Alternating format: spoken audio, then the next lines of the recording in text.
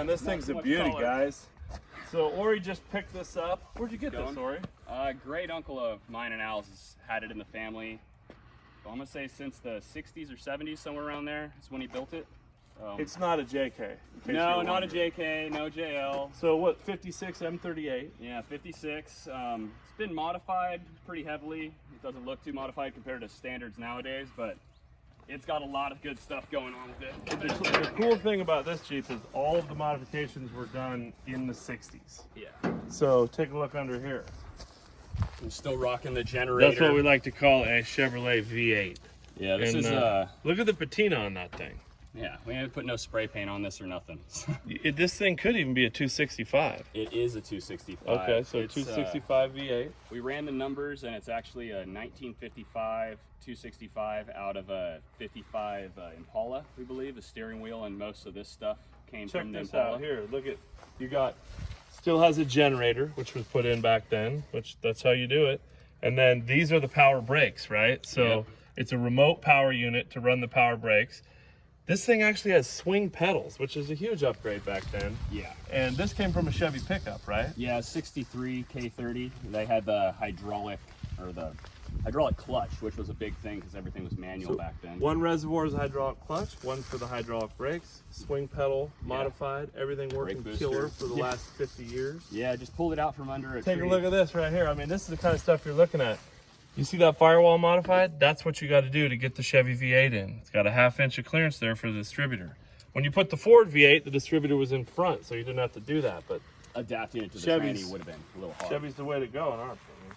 So check out the manifolds. The manifolds are awesome. Exhaust runs right out over the frame rail. One of my favorite things, if you look in right here, is they didn't have plasmas or anything, so they used a torch back then, and they made all the motor mounts. Most of these brackets are all hand cut by a torch. So it basically has a front engine plate to mount the motor. Yep. We'll go around the back, show some other stuff on this thing. Right? So you look inside. You've had this for what, a couple weeks now? You figured out how to drive it yet, Ori? Yeah, there's a lot of sticks. Good thing I drive a Taco. So it's still got the 3-speed, and then it's Dana 18 with twin stick, and then here you got your Warren overdrive. And you know, check out the steering wheel. Look at that steering wheel. And you know, I just got in this thing and rode in it, and there's just something about taking GM seatbelts. They just click right together. Push the button. These look like the seatbelts out of my Chevelle. They probably came out of something like that. I would not doubt it. If anything speaks to 4th of July, that GM seatbelt does. And look at that. Boom. That, and is a Jeep really even complete if it doesn't have a shotgun rack built into it? I mean, how often do you see that? Spring loaded, holds a 12 gauge nicely. You cruise around, jump out, whatever you got to get. And they took the column, the pedals. So look at this right here. So these Jeeps always had pedals through the floor. They suck. They get wedged. You got hydraulic clutch and hydraulic brakes with swing pedals, you know, put in over 50 years ago. And everything about it is just killer. I mean, I don't know if you kids know, but this is how you do it with roll cages. You take plumber's tape and you wrap it around the roll cage. You can smash, bash, crash. You didn't have to have suspension back then because you made up with it with a padded roll cage. Yeah, and so you could just bounce your head right off of this. Doesn't hurt a thing, you know. Show them the spare stuff that came in the back seat. Oh yeah. Like the Jeep came as is when Ori picked it up. Yeah. Swing around here, look at that. Let's see. Let me pull this box out of here.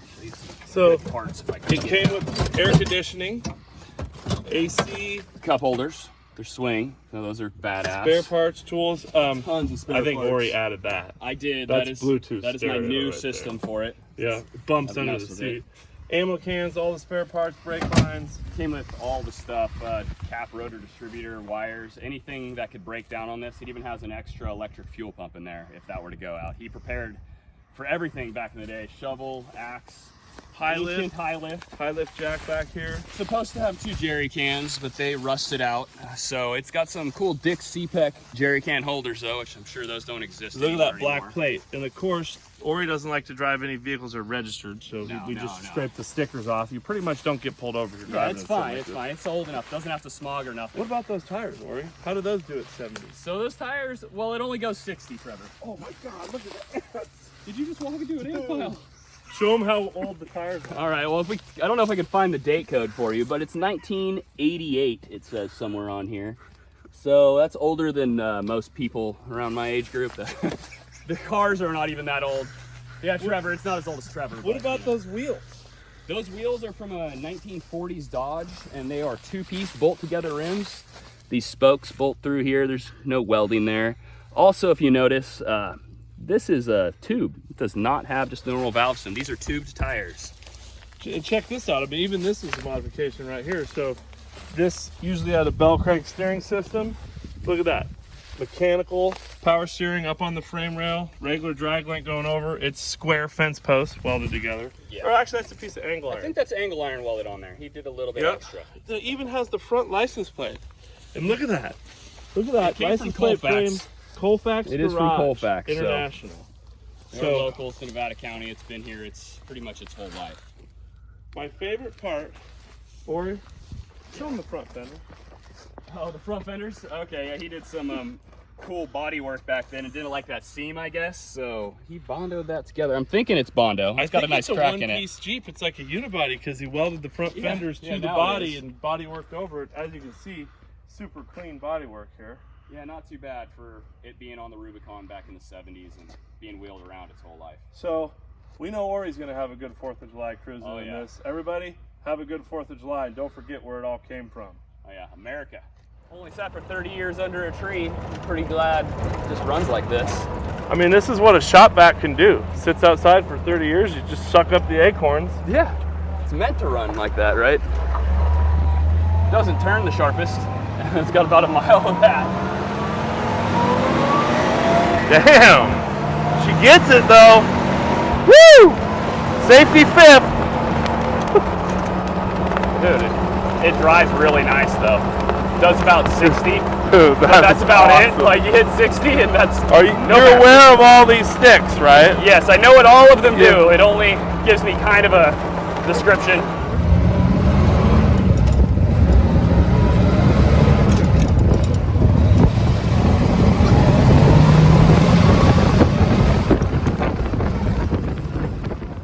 This thing is awesome. I want one.